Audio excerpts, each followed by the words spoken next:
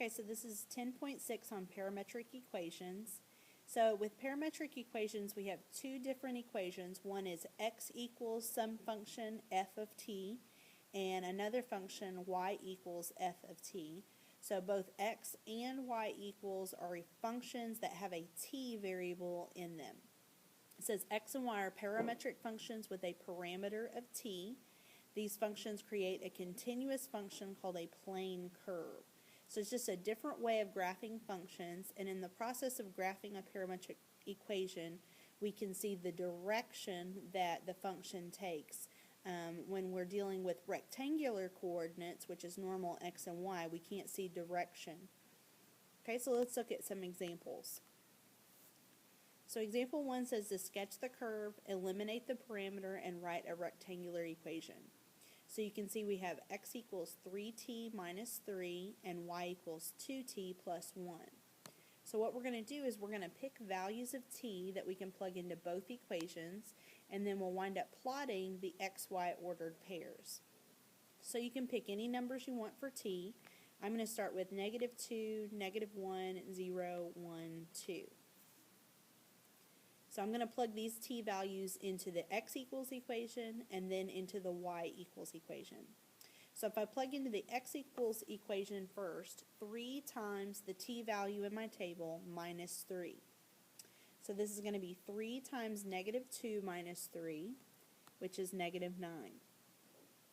Then 3 times -1 minus 3 is -6. 3 times 0 minus 3 is minus 3.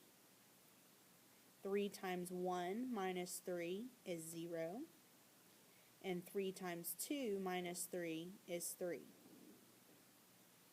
So now we're going to go to the y equals equation, and we're going to plug our t values in again. So now 2 times -2 plus 1 is -3. 2 times -1 plus 1 is -1. 2 times 0 plus 1 is 1. 2 times 1 plus 1 is 3. And 2 times 2 plus 1 is 5.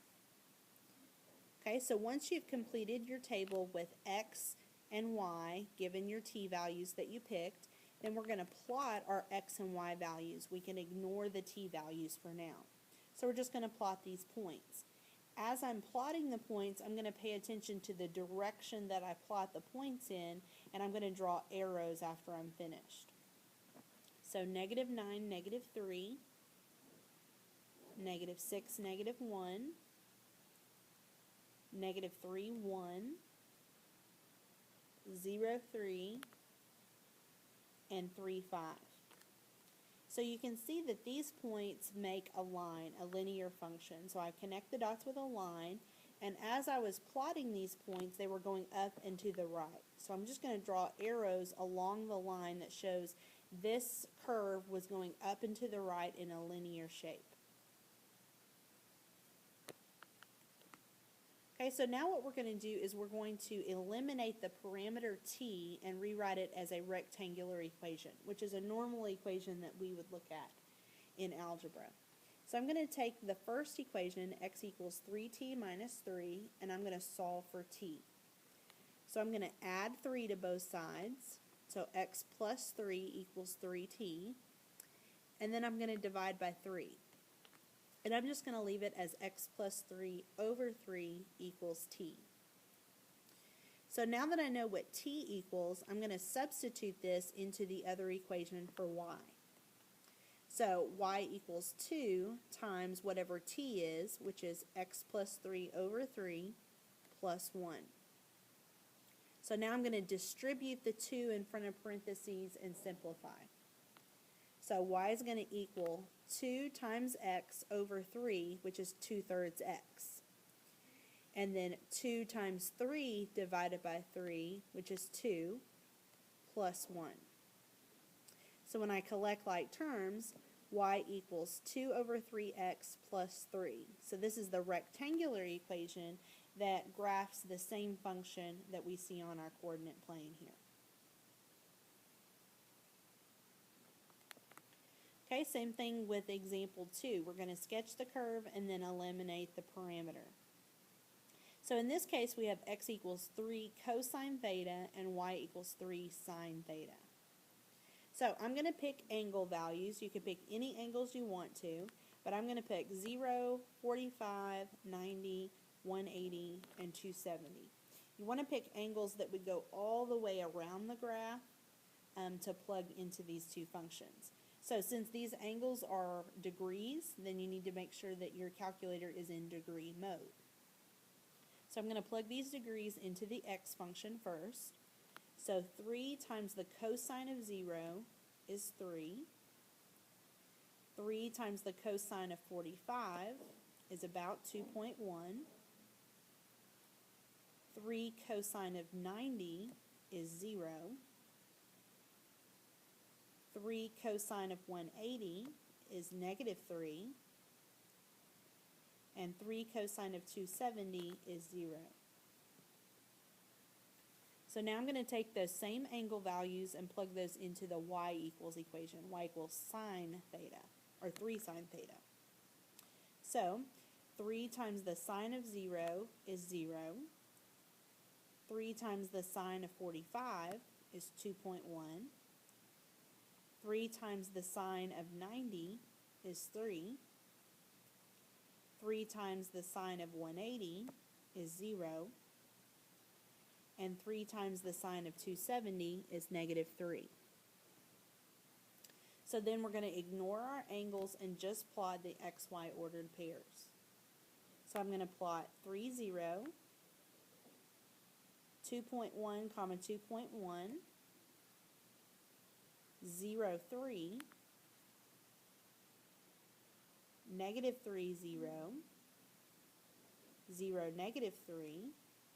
So you can see if I had picked a few more points in between, if I had picked the angle between 90 and 180 and another angle between 180 and 270 and between 270 and 360, I would have a few more points to kind of fill in around.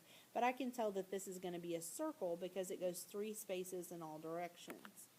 So when I connect the dots, I'm going to draw my circle, and as I was plotting the points, I was going counterclockwise. So I'm going to draw my arrows that go counterclockwise. Okay, now we're going to eliminate the rectangular, or eliminate the parameter and write it as a rectangular equation. So anytime you're dealing with parametric equations that have sine and cosine, we need to remember something from the trig chapters earlier in the year.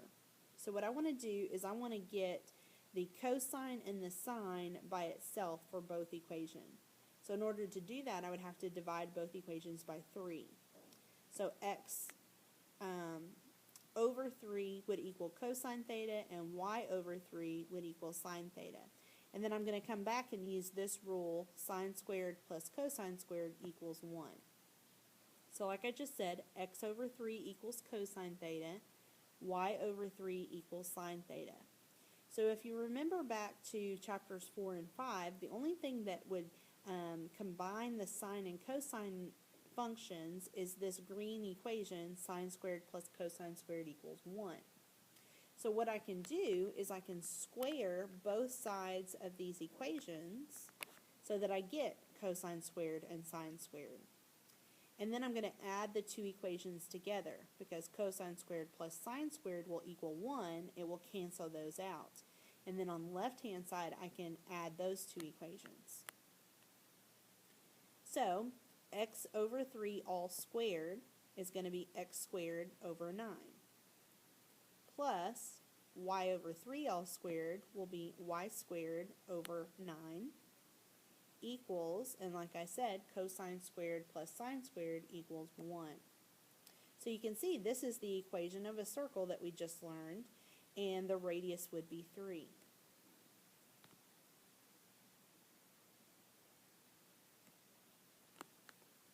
Okay, same thing on number 3. We have x equals t to the third power and y equals 3 times the natural log of t. Okay, so I'm going to pick some t values. So I'm going to do 0, 1, 2, 3, 4.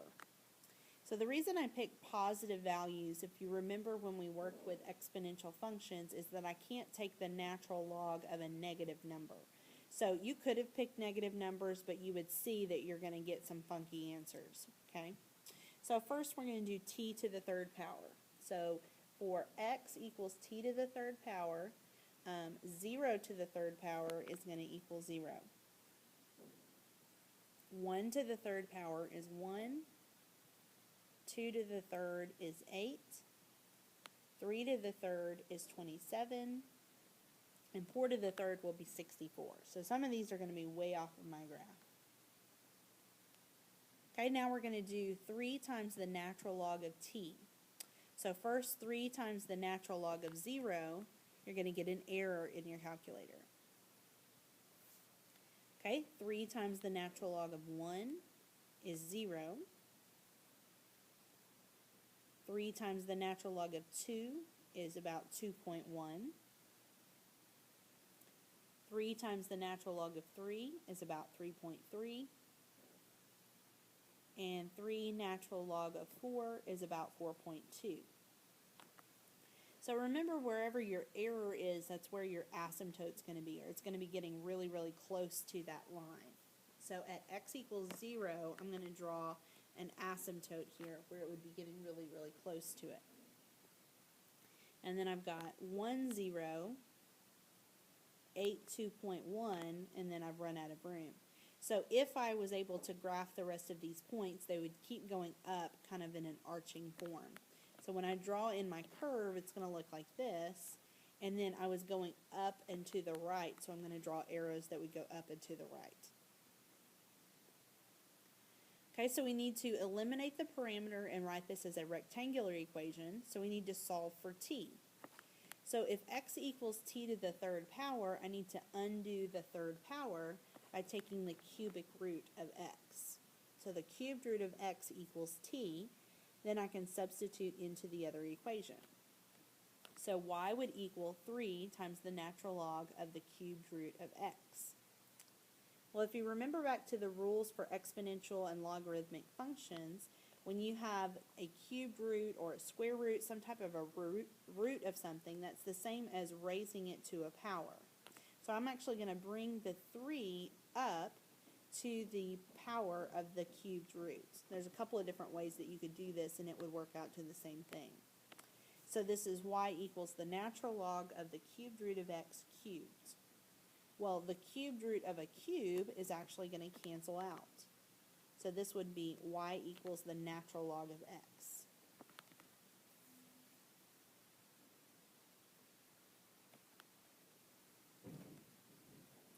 Okay, on number 4, it says to eliminate the parameter and write the rectangular form of the equation.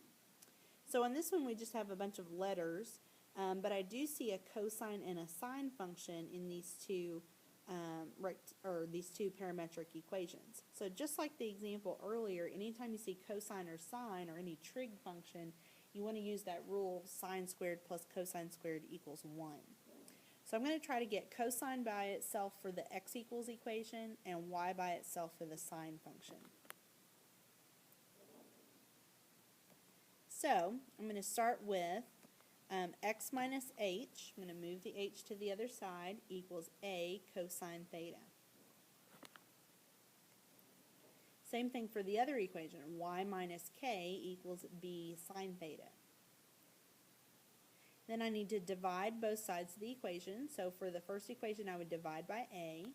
So x minus h over a equals cosine theta. And then y minus k over b will equal sine theta. Okay, so like before, if I have cosine squared and sine squared, I can add them together and they will equal 1. So in order to do that, I have to square both sides of the equation. So then I can add the two together. So if I have x minus h over a all squared, and I'm going to add that to y minus k over b all squared, and it's going to equal to 1.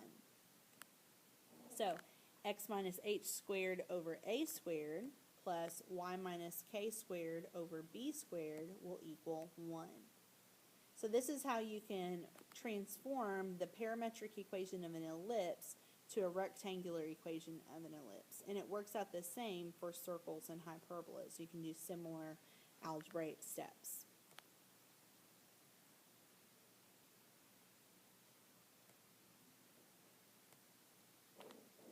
Okay, number 5 says find a set of parametric equations for the rectangular equation. So this we're going to be working backwards. We're going to do two different problems here. Once they want us to use t equals x, and then the second time they want us to use t equals 2 minus x. And our rectangular equation is going to be y equals x squared plus 1. So we need two equations in our answer. We need an x equals and a y equals. Well, if t equals x, then x equals t. I didn't have to do a lot to rearrange that equation. Then I'm just going to substitute into the second equation and simplify. So y would equal t squared plus 1. Now to simplify that, all I have to do is square the t. So y equals t squared plus 1. So the parametric equations are x equals t and y equals t squared plus 1.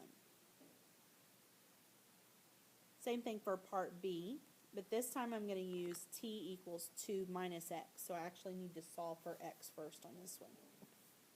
So I'm going to subtract 2 on both sides. So t minus 2 equals negative x.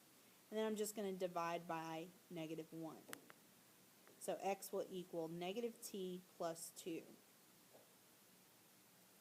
Now I'm going to substitute what x equals into the y equation that I was given. So y will equal negative t plus 2 all squared plus 1. Now I am actually going to go ahead and multiply this one out. So when I have negative t plus 2 all squared, that's the same as negative t plus 2 times negative t plus 2. And I would need to FOIL those together. So when I FOIL and combine like terms, y is going to equal t squared, a negative 2t, and another negative 2t would equal negative 4t. And then 2 times 2 would be plus 4, and then the plus 1 at the end. So when I combine like terms, this would be y equals t squared minus 4t plus 5. So your x equals and your y equals are your parametric equations. Okay, number 6 says use our calculator to graph the curve. In order to do this, we need to change our mode on our calculator. So when you hit mode on your calculator, you're going to look the 4th row down. It says function, parametric, polar, and sequential. We want to change to parametric mode, so that's PAR, and then make sure you're in degrees also. Okay, then when you go to y equals, now it has an x equals and a y equals equation for parametric functions. So when we type in our equation, when you hit the x button, this time it's going to use a t instead of an x because we're in parametric mode. So I'm going to type 3 cosine, and when you hit the x button, it will be a t to the 3rd power. And then y equals 3 sine t to the 3rd power. And when you're dealing in parametric mode, you might want to set your window and change a few things just to make sure it works for different equations. So when I go to my window, you can't see it here, but I have that t minimum is negative 360, t maximum is positive 360. Since I'm plugging in angles, I want to do positive and negative angles. And I want it to go up by 15 degrees. If I had it as t step equaled 1, it would take a long time to graph the function because it would be graphing every 1 angle or 1 degree. And then the x's and y's are just negative 10 to positive 10. So then you can go look at your table, and you're going to see your x column, and that's at every angle, which is your t value, sorry. And then you have your x column and your y column for your 2 different equations. You may not want to see every angle listed in there, so you can change your table setup so that it increases by every 15 degrees. So if you hit second window, we still want our table to start at 0, but I want the change in table to be 15 degrees. So then you can go back to your table, and now you have a little better picture. You don't have to look at every 1 degree on your graph. So then you can plot just every couple of increments on here so that you have a clear picture as to what's happening. Okay, so when I go to my graph, this is actually what it looks like. And if you zoom in a little bit, you may see the curve a little bit smoother. It kind of dips in each corner. So then you can plot your points on your homework and graph those. So you may have to change your window settings and your table settings for each one that you graph in the calculator.